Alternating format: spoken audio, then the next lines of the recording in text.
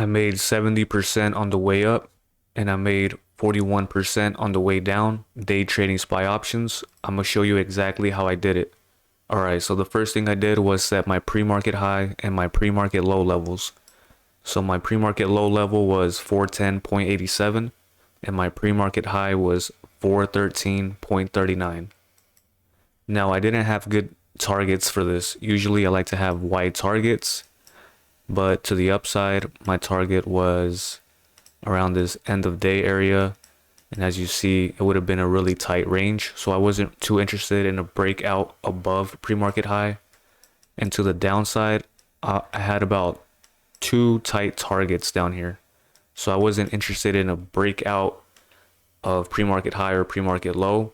I was more interested in levels forming in the middle of the day and taking possible breakouts, but that didn't quite happen. So instead, I started focusing on other possible setups.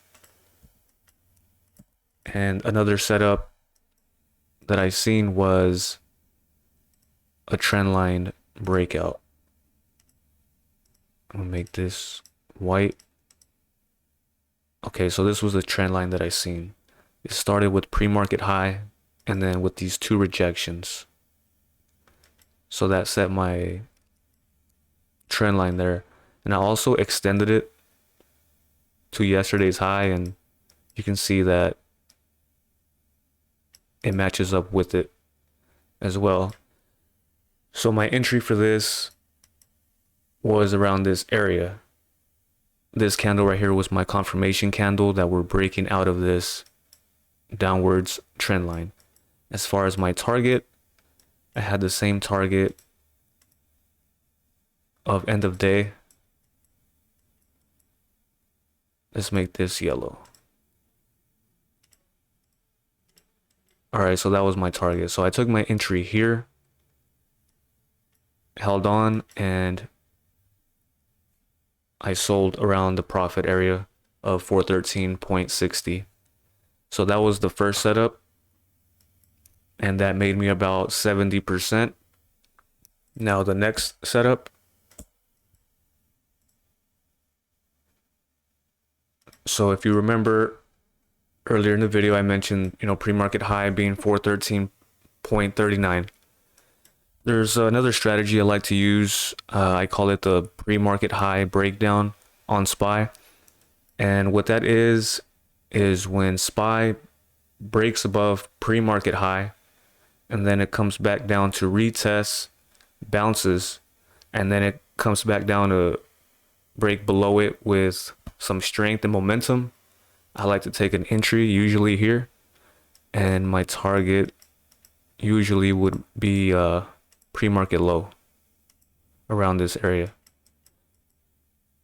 But I did not take an entry here, and the reason is I had noticed this trend line here forming.